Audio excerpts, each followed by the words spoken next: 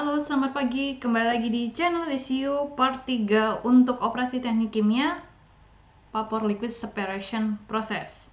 Lanjut aja langsung ke 11.3 metode distilasi sederhana. Ada 5 poin. Adalah pengenalan volatilitas relatif dalam sistem vapor liquid, kesetimbangan atau distilasi flash, distilasi batch sederhana atau diferensial, dan distilasi steam sederhana. Semoga dari kata-kata ini sebenarnya kamu sudah dapat arti volatilitas tuh mudah mendidih. Mudah mendidih tuh maksudnya gini.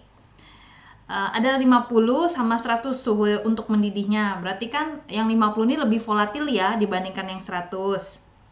Gitu maksudnya. Jadi di sini kan ada arti kata mudah mendidih. Ada T, dia mendidih di 50 derajat Celcius. Ada yang 100 derajat Celcius misalnya ya.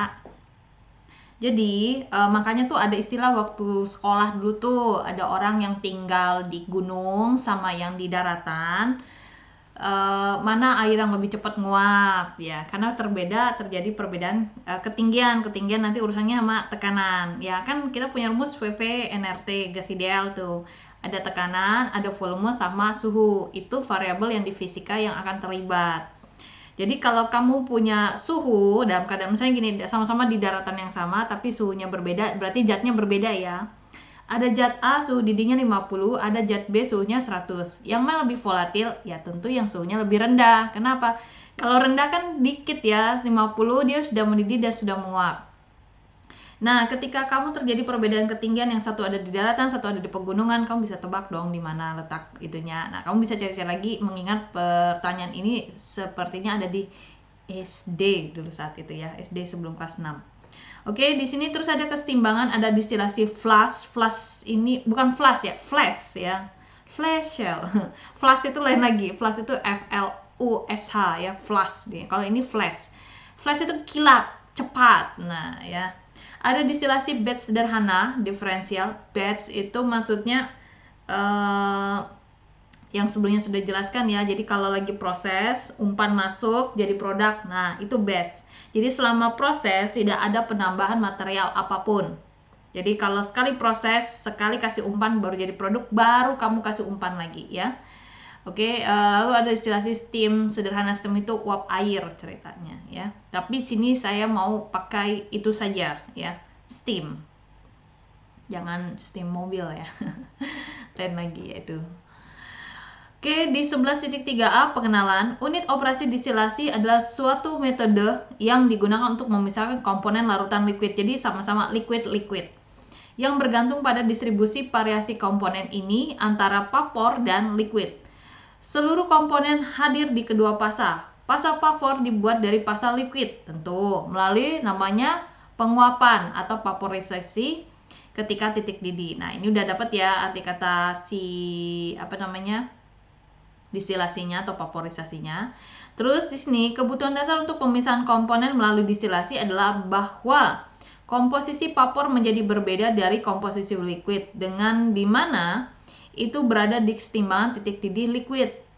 Oke, coba. Kebutuhan dasar untuk pemisahan komponen melalui distilasi adalah bahwa komposisi vapor yang menjadi berbeda dari komposisi liquid, di mana itu berada di kesetimbangan titik didih liquid. Ya, liquid naik, awalnya dia ada di garis saturasi liquid, naik dulu di campuran, setelah itu masuk ke saturated saturated vapor. Yang mana sih Bu? Yang ini loh, gambar yang di atas tadi nih ya, ini kan liquid biasa nih ya, masuk ke sini tuh saturated, yang garis ini nih, yang lengkung yang di bawah udah tuh masuk nih campuran ceritanya, baru sini vapor, ini yang jenuh. Jadi kalau ada di garis yang ini, lengkung atas sama lengkung bawah, itulah baru kamu masuk ke daerah jenuh yang bisa berubah fasa ya.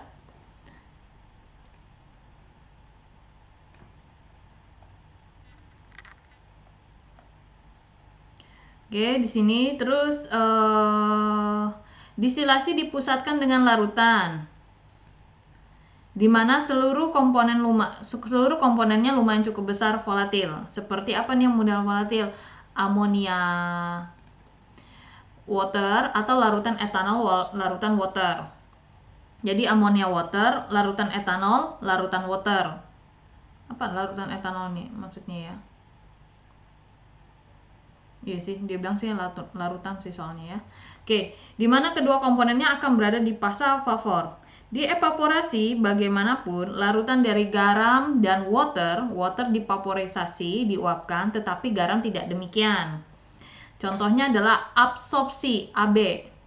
Absorpsi amonia dari udara melalui water, di mana udara tidak larut dalam water amonia. Nih, evaporasi itu jadi sebuah fase transisi dari zat cair jadi gas. Jadi perubahan di sini padat menjadi gas, ini perubahan fasa sama dia sini. Nah, evaporasi itu ada pengentalan proses perubahan molekul di dalam keadaan cair dengan spontan menjadi gas. Kalau ini ada beberapa, kalau itu evaporasi dia pakai pure juice, pure buah maksudnya ya sini ya. Sudah, sini masuk ke poin 11.b, volatilitas relatif pada sistem vapor liquid. Kalau ada saya salah ucap segala macam nanti akan diperbaiki ya, agar kamu misalnya, Bu ini apa ya kok beda dengan kalimat yang sebelumnya, nanti akan saya jelaskan kembali ya. Dalam di sini 11.3b ada volatilitas relatif pada sistem vapor liquid. Dalam gambar 11.1 strip 2 untuk diagram kesetimbangan bagi campuran biner dari A dan B, lebih besar jarak antara garis kesetimbangan dan garis 45 derajat, lebih besar perbedaan antara komposisi vapor YA dan komposisi liquid XA. Oleh karena itu, pemisahan lebih mudah dibuat. Jadi kalau ada perbedaan yang besar, enak nih. Kalau deket-deket, ya kayak azeotrof ya, deket-deket soalnya ya. Nah, sebuah pengukuran numerik pada pemisahan ini adalah volatilitas relatif alfa AB. Jadi di volatilitas itu dilambangkan oleh AB di sini ya.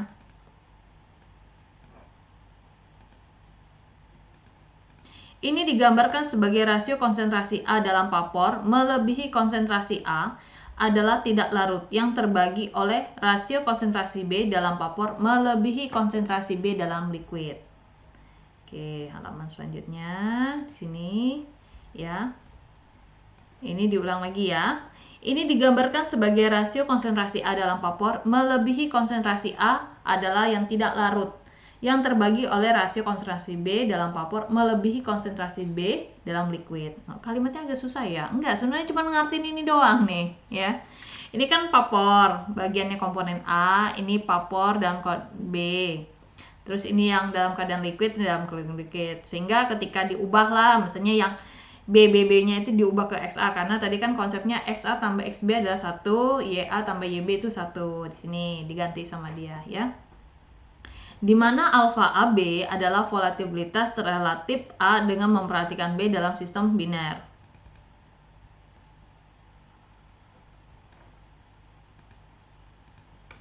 Jika sistem mengikuti hukum Rolle, contohnya sistem benzen atau Lewena.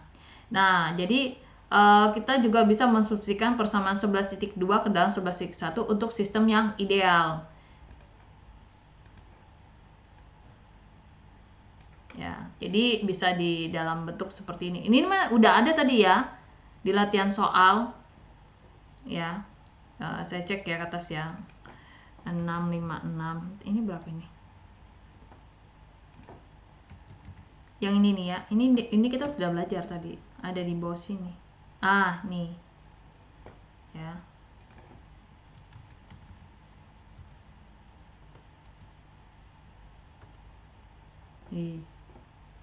Berapa sih tadi? Nih ya, jadi kembali lagi sini. Persamaan ini 11.3 strip 1 dapat disusun kembali untuk memberikan. Nah, ini. Jadi sama dia diubah lagi nih yang sebelah sini nih ya. Diubah lagi. Di mana alfa adalah alfa AB. Ketika nilai alfa di atas 1,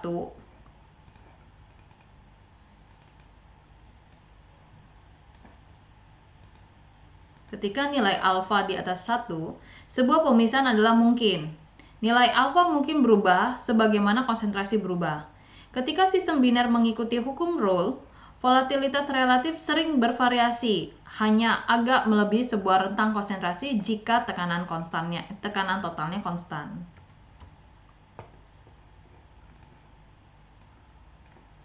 Oke, masuk ke contohnya 11.3 strip 1 ya. Volatilitas relatif untuk sistem benzena toluena, ya kata dia. Pergunakan data tabel 11.1/1 yang tadi yang pertama kali yang kita hitung-hitung ya. Di halaman 656. Ya, di sini nih ya. PDF 656 tabel 11.1/1 ya. Ini hitung volatilitas relatif untuk sistem benzena toluen ketika suhunya 85 derajat Celcius dan juga 105 derajat Celcius. Kita selesaikan nih ya ceritanya. Nah, kamu ketika ngecek ini dapat PA, PB ya, sekian. Gimana nih? Suhunya 85 sama 105 ya. Oke, kita balik ke halaman 657. Nih. Berapa suhunya tadi? 85 sama 105 nih. Kamu ambil nih datanya nih. Ada PA di sini, ini PB. Ini PB-nya ya. Terus 105 ini PA-nya, ini PB-nya ya. Kita balik lagi. Sini. Jadi kalau 85 kita punya PA-nya adalah 116,9 kilopascal ya. Ini pascal mah nggak PA ya. Kecil. Terus ketika di toluena dia itu 46,0. Terus kalau 105, kalau kamu buka di tabel yang tadi, itu dia ada di 204,2. Dan kalau yang ini dia 86. Oke. Nanti saya kasih, aduh lupa ya, harusnya saya buka satu lagi PDF agar nggak bolak-balik ya. Oke, nanti kamu pakai persamaan ini. Alfa adalah tekanan apa tadi? Papornya ya, tekanan papornya dari si komponen A dibagi dengan tekanan papor yang B. Dapatlah nih alfanya 2,54. Terus kita pakai cara yang sama ya, pada suhu 105 dapatnya 2,38. Nah, nanti ada istilah lah ceritanya ya, intrapolasi, ekstrapolasi ya. Nanti dikasih tahu ya. Nah, variasi ketika alfa dari suhu berapa tuh namanya siapa sih namanya? Suhu 85 sama 105 itu variasinya ada sekitar 7%. 7%-nya dari mana sih? Ya. -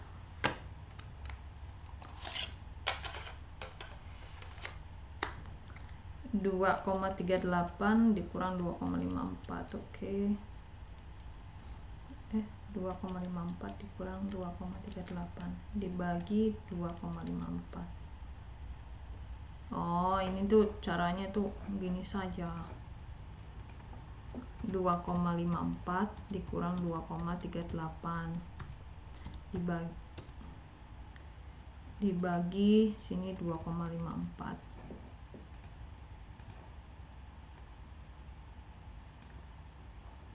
Ya, langsung sinilah kali 100% ya, dapatnya 7% sini ya. Nanti ini sudah jelas ya yang bagian poin ini. Nanti akan ada istilah, sebenarnya sudah harusnya kamu punya ini di termodinamika teknik kimia 1. Ada namanya intrapolasi dan ekstrapolasi. Intrapolasi itu artinya kata gini loh. Kita punya data 70, 80, kita mau cari data 75. Itu kan ada di dalam area 70, 80, itu namanya intrapolasi. Tapi kalau kita punya data 80, 90, terus kita butuh data 90 misalnya, tadi nggak ada di tabel itu, setelah itu data itu tidak ada lagi. Contohnya seperti ini deh misalnya ya, kita 657 ya, balik ke halaman tadi ya. Nah, ini kan ada suhu nih, misalnya saya butuh data 87, kan bisa pakai data 85 sama 90 nih ceritanya. Nah, 87 itu kan ada di antara 85 sama 90. Nah, jadi itu namanya intrapolasi. Tapi setelah angka 110,6 itu kan tidak ada nih, misalnya saya butuh 111 nih, itu namanya ekstrapolasi. Tapi rata-rata itu hanya beberapa saja, dan kamu harus mengerti teknik, bukan teknik ya, cara mencarinya dengan intrapolasi dan ekstrapolasi.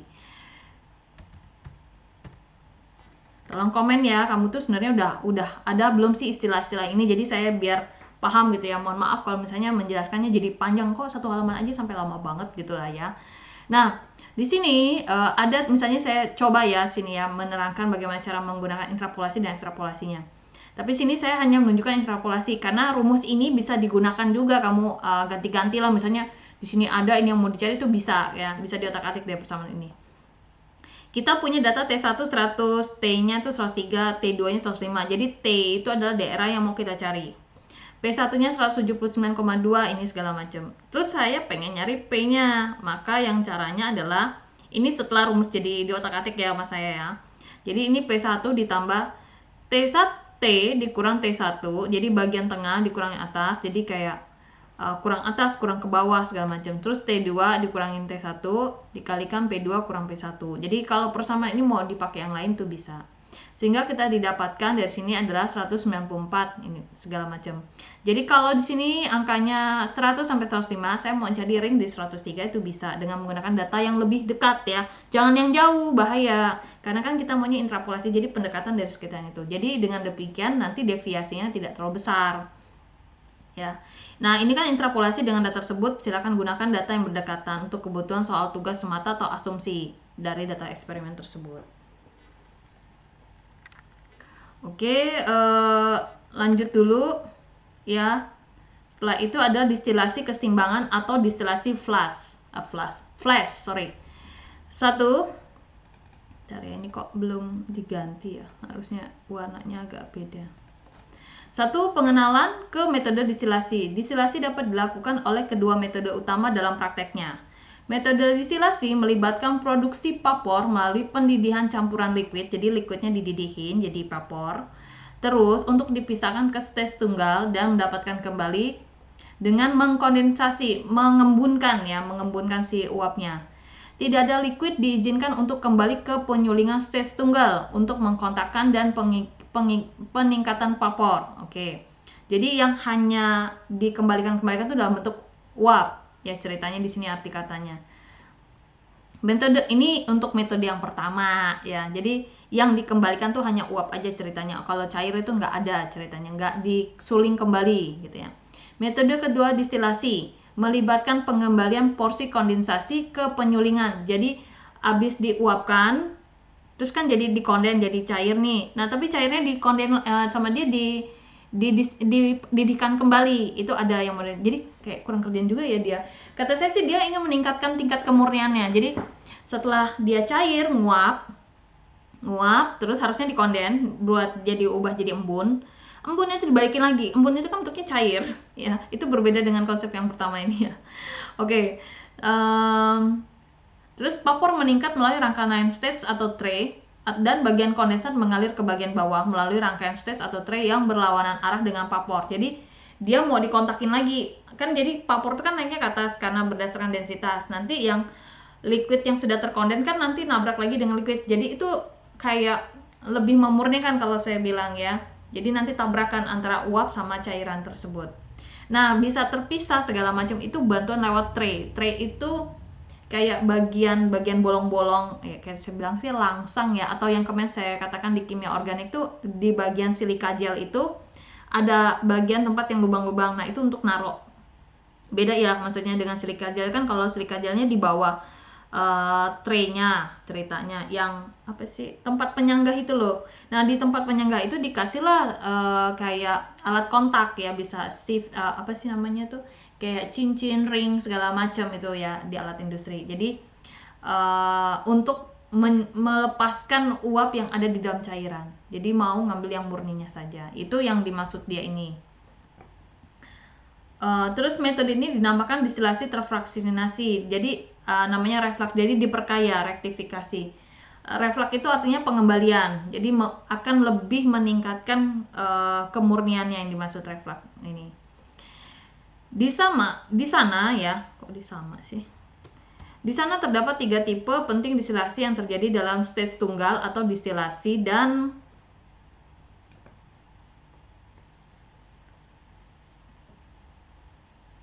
di sana terdapat 3 distilasi penting ini ya.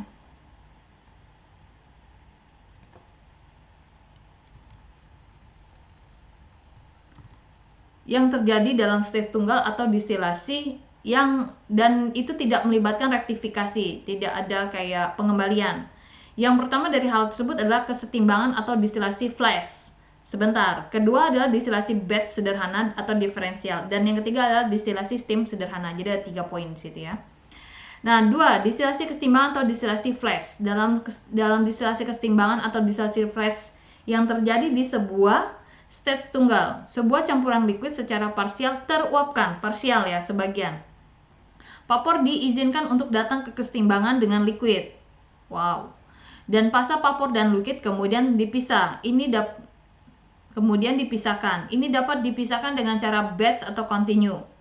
Di dalam gambar 11.3 strip 1, sebuah campuran biner dari komponen A dan B yang mengalir ketika laju F mol per jam ke dalam heater pemanas, teruapkan secara parsial, lalu campuran mencapai kesetimbangan dan terpisah. Komposisi dari F adalah fraksi mol XF dari A. Komponen dari F adalah fraksi mol XF dari A. Kesetimbangan material total A dalam komponen A adalah sebagaimana mengikuti persamaan ini. Ini F, terus fraksi mol yang umpan, F ini fit maksudnya ya. Terus ini yang vapor, ini lambangnya pasti Y kan. Terus ini liquid, lambangnya pasti X. Komponen per itunya ya. Karena L sama dengan F, maka persamaan yang ini akan berubah menjadi ini. Diubah sama dia kan L sama dengan F. Jadi sini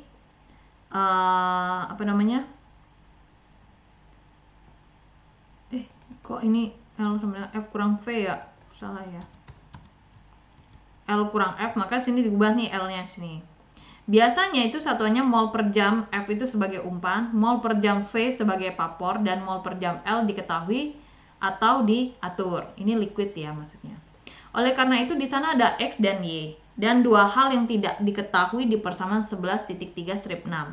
Hubungan lain yang membutuhkan penyelesaian persamaan ini adalah garis kesetimbangan. Metode yang sesuai untuk digunakan adalah memplot persamaan 11 titik strip 6 ke dalam diagram kesetimbangan XY. Titik potong persimpangan